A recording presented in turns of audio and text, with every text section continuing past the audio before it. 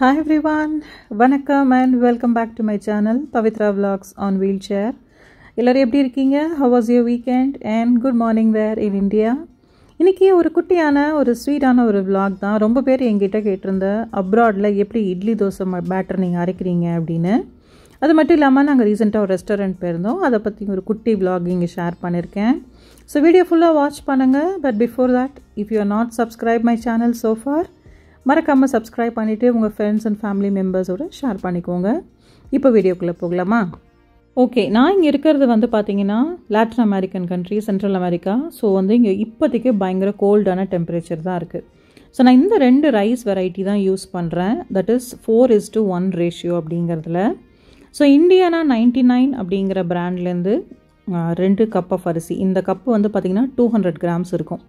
So இதில் வந்து first 200 gram எடுத்திருக்கேன். அதே மாதிரி அந்த தியோபியான் அப்படிங்கிறது வந்து பார்பாயில் ரைஸ், அதாவது நம்ம ஊரில் புழுங்கரிசி கிடைக்கும் இல்லைங்களா, அந்த மாதிரி அரிசி. இங்கே இட்லி அரிசி கிடைக்கவே கிடைக்காது.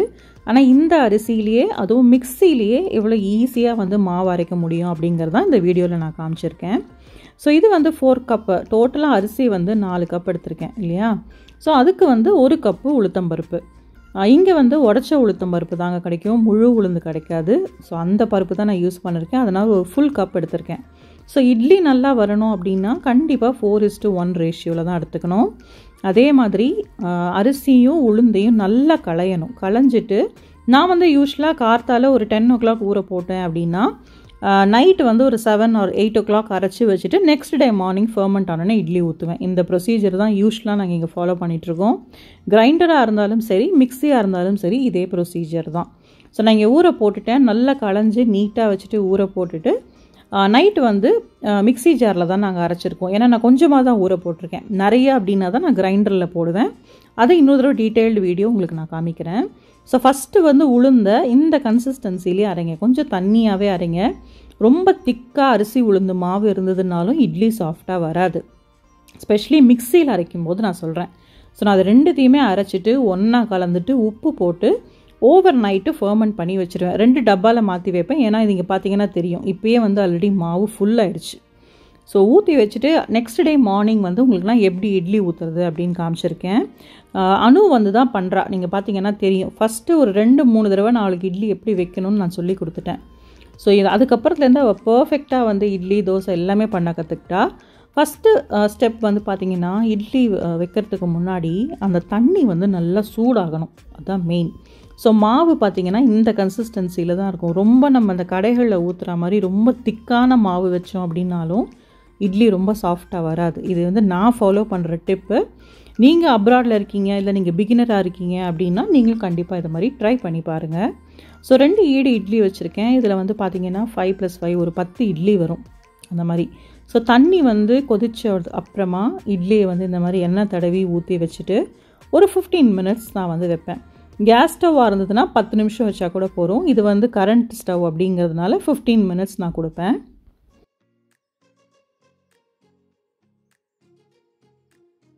ஸோ இட்லி வந்து 15 மினிட்ஸ்க்கு அப்புறமா கொஞ்சம் சூடு ஆற விட்டு நீங்கள் எடுத்திங்கன்னா ரொம்ப ஈஸியாக அதில் ஒட்டாமல் வந்துடும். இங்கே பாருங்கள், நான் இட்லி எடுத்திருக்கேன்.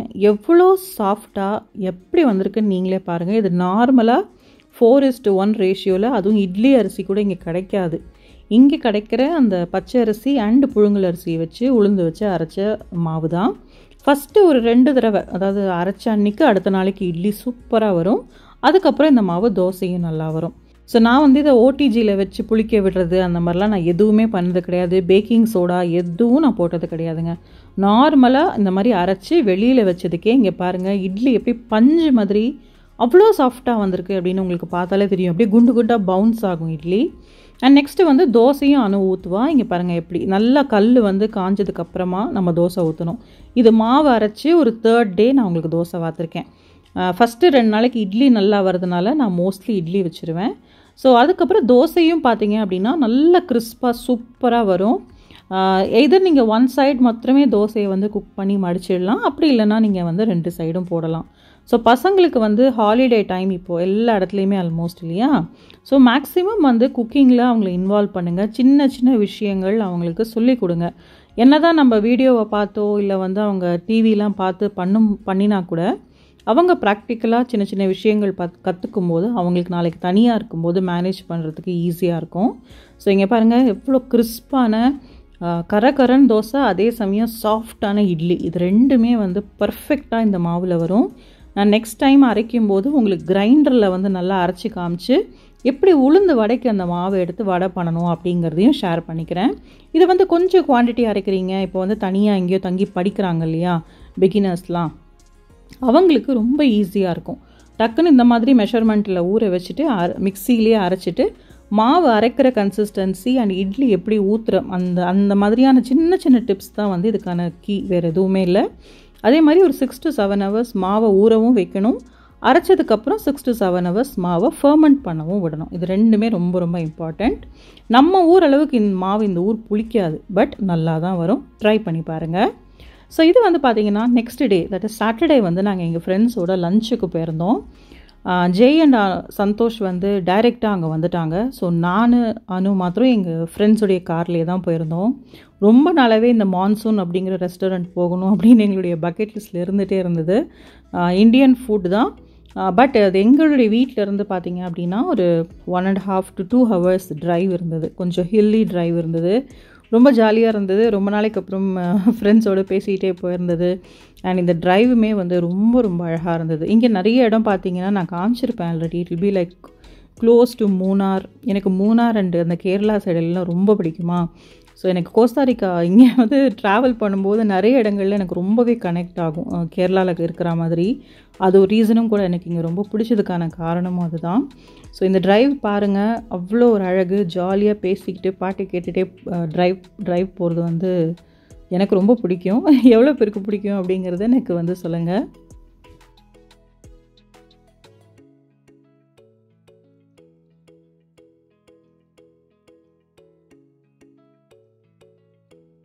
ஸோ எஸ், ரெஸ்டாரண்ட் வந்தாச்சு. இதோ சந்தோஷ் ஆல்ரெடி வந்துட்டார். அண்ட் ஜெய், எங்கள் கார் அங்கே இருக்குது பாருங்கள், அங்கே உள்ளே இருக்குது. ஸோ ரெஸ்டாரண்ட் நேம் வந்து பார்த்திங்கன்னா மான்சூன்.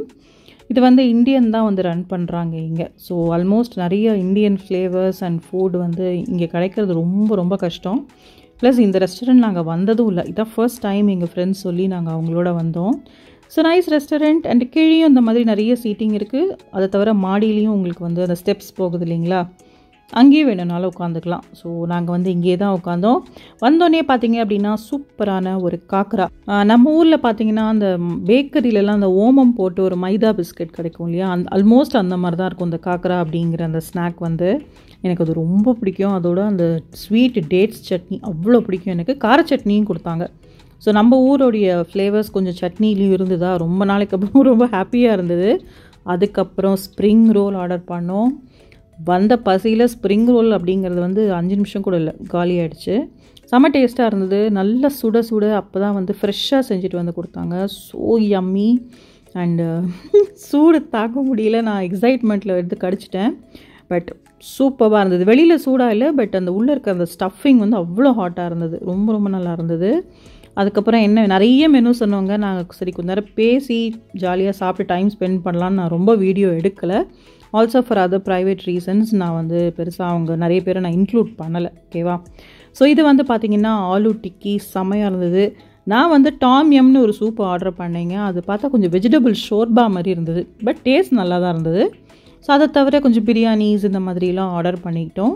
சரி, நமக்கு ரொம்ப முக்கியம் எங்கே போனாலும் நான் காமிக்கிறது, நம்ம ஊர் ஆளுங்களுக்கு பார்த்திங்கன்னா டிசபிலிட்டி வாஷ்ரூம் அப்படிங்கிறது எங்கேயுமே கிடையாது. இங்கே வந்து பார்த்திங்கன்னா ஒரு சின்ன சின்ன கடைகளில் கூட இது எல்லாமே இருக்கும்.